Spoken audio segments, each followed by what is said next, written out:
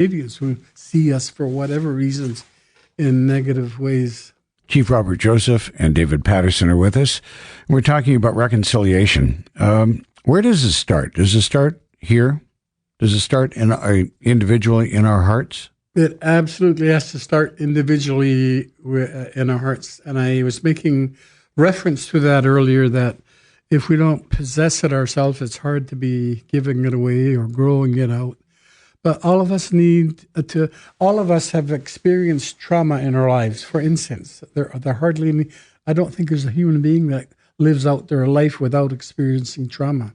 And if we don't respond and deal with trauma, it's something that then controls us, how we feel, how we think, how we see others, how we live out our lives.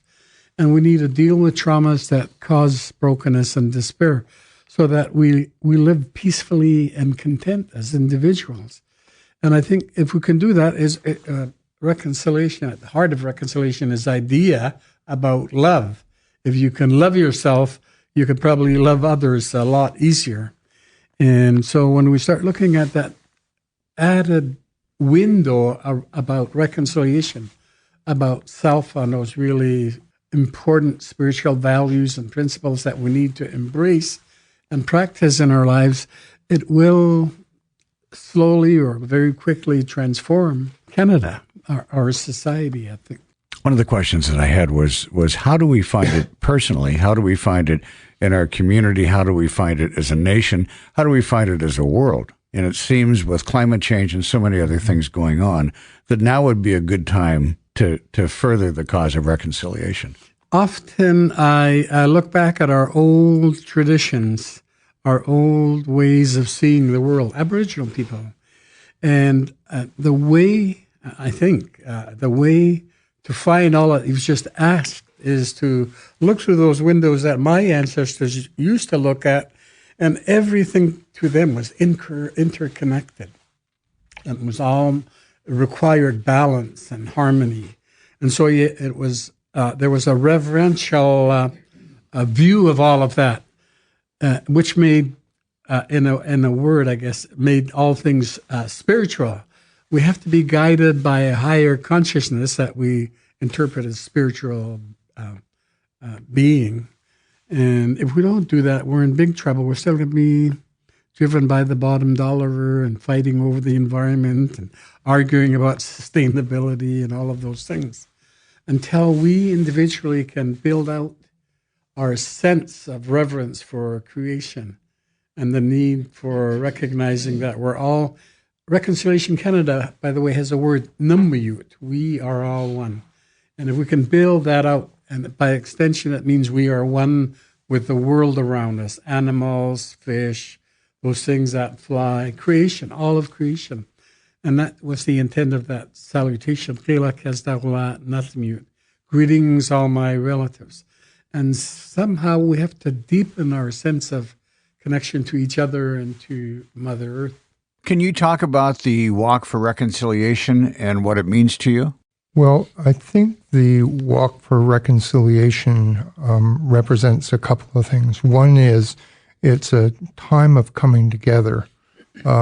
Chief Joseph has spoken about being open to each other, being open to accommodating each other. But for those of us of European heritage in particular, that's often a challenge. I think many of us think of ourselves as very good-hearted and wishing the best for people. But I know when I look back to how I grew up, I think what I wished for Native people, to the extent that I thought about them at all, was that they had the opportunity to be more like me.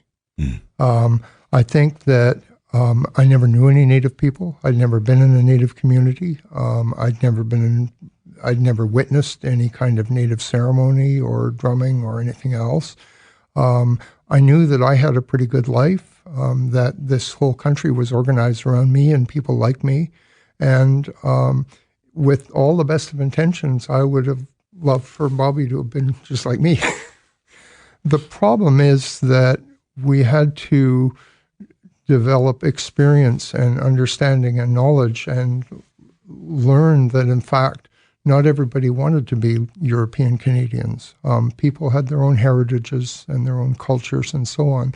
So the first thing about something like a walk is it allows people to engage with each other, people who might otherwise never come in touch with Native people or people of other cultures, because there will be many cultures present at the Reconciliation March. The second thing it does is it engages people in a large-scale enterprise. People like to think not just that they have good sentiments, but that they're acting on those sentiments. I go back to the marches for peace in the 1970s, and who knew if they ended a war, but it made us feel good that there were so many thousands of us out there on the streets. And the third thing is to let the powers that be they commercial or governmental or whatever, know that there are people who want action, who want change, who want us to move forward and progress as a country. Because you're the lawyer, I have to ask if you think that the law is helping or hindering the process. Well, both. The law was brought over from England, and it was a colonial law, and it manifested itself in many different forms, including the very paternal Indian Act and any number of legal structures that we created. In the last 30 or 40 years, the law has, in a sense, especially through the courts rather than through legislation, through the courts has turned itself towards the social condition of the country, and in particular the relation First Nations have with them. And the courts have continually kicked open the door and said to the governments, no, you can't do this anymore. Yes, you have to do that, and so forth. So the law has been instrumental in recognizing Aboriginal rights and Aboriginal title, and the legal requirement to consult Native peoples when engaging in activities on their lands and so forth.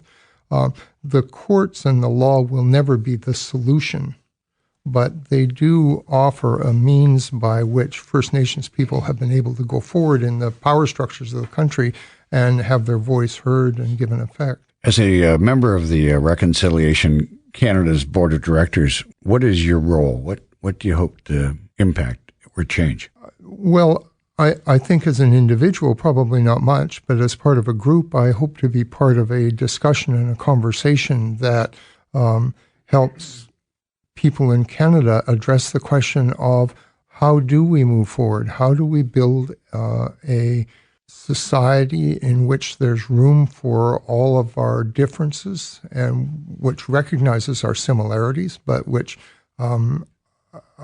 honors and respects our differences and kicks a little room open for them. I think we had, for many, many years, a very homogeneous sense of society, and we would all be like one great big thing. And I think to a certain extent, the politics south of the border is bedeviled by that same concept even now.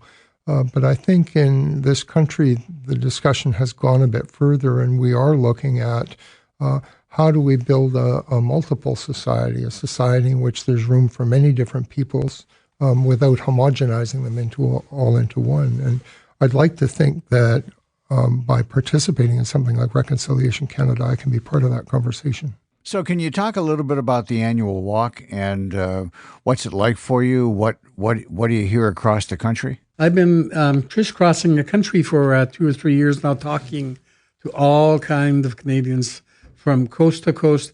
And usually the first question they ask is, well, how do we get engaged? And so in this walk, we're going to be sharing ideas about how we get engaged. I want them to have a deep reflection about what it means to actually walk with others and what it implies if you walk together with others. I'm sure some of them will get the idea that we're better together, right? Not isolated or marginalized.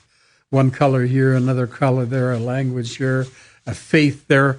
Together, we're better understanding each other, not being homogenized like David says. Yeah, for some reason, initially, the term reconciliation was limited to just an Indigenous issue, and it's not. It's bigger than that. Oh no, it's a all Canadian issue. Yeah, it's a global issue. It's a human issue, right? Yeah. I even think that here in Canada, I'm a kind of optimistic guy. We can be a model for the world if we can work this idea of reconciliation forward, and we achieve levels that are unprecedented, unheard of, and things actually change, systemic change happens, and equality begins to manifest, I think others will be watching us. All we have to do is listen to the discourse south of us, and there's no talk about unity or togetherness or anything like that. Here, we have this opportunity right now to transform our country. I know that's way up optimism, but I can't help feeling that way. I believe in myself. I believe in Aboriginal people, and I believe in Canadians. If we can have this dialogue, we can make some real noise about reconciliation. But knowing where you both have come from, how you've started this journey together and not together, and where you are now with an open heart, with love and compassion, and optimism. So clearly you both believe that there is hope, that there is a way out, that there's a way that we can become better. Absolutely. I actually come from the other extreme, the other opposite. When I was young and I was broken and I lived in despair, I was suicidal and I had no hope. And finally to see a little bit of light, I thrive on the idea that we can create change that allows for all peoples to grow up with a sense of dignity and purpose and value and worth, and that we can be all one, included, mutually respecting each other. I know that's a lot of fancy words, but we can do it. You know? When you show up at the march or when you show up at the walk, how's it feel? We had a walk in 2013, and a lot of people came. Yeah. I was so humbled. For a minute or so, when I looked out at the sea of umbrellas and the thousands of people, I couldn't see through my tears. And I thought to myself, oh my God, people do care for each other. There's a possibility that we do care for each other. David, how about you? Well, I think much the same thing. I think it's really heartwarming to know that there are tens of thousands of people who wants to get up on Sunday morning anyways, especially when it's raining, who want to manifest their desire to build a different kind of country. I want to pick up on something that Chief Joseph was saying a minute ago, because you were asking him about not just Aboriginal Canadians, but the rest of us and the largeness of reconciliation. And I think that's important. And at the walk, we will have gays and lesbians and Christians and Jews and Sikhs and the whole variety of what we now know as Canada. But the other thing about Reconciliation Canada is that it is Indigenous-led. And it does remind us that this is an Indigenous world that the rest of us came to. Some of us just marched in as if we were the owners of the show, and others were invited in or joined later. But all of us have come to a country which is largely an Indigenous country, and reconstructing that understanding is a significant part of how reconciliation is achieved. It's not simply a rote or symbolic that people nowadays commonly acknowledge the territory of the ancestral people on whom they're present. And we see this happening more and more. It should become part of our general understanding of who we are and where we are. And so all of us are brought together, but we're all brought together in an Indigenous territory. And it's a welcomed invitation. Well, and that's true. And at the last scene, there was a welcoming ceremony where the canoes came up. Yeah. And were welcomed in a traditional way. And in that same fashion, the First Nations people have been welcoming people to this country for a very long time. And what we're not talking about is turning back the clock and kicking people out. What we're talking about is restoring proper relations among ourselves. What are the beautiful questions that we need to ask each other to move this conversation forward? I think it would be really important to, and I usually ask people, who are we? If I'm in a big meeting or a smaller meeting, who are we in this room? And I don't mean a specific location, but who are we? Why are we here? Surely there must be some higher reason or purpose for becoming a child of the universe, a human being. What are those heights to which we can inspire that allow us to live out our lives feeling all of our potential has been met.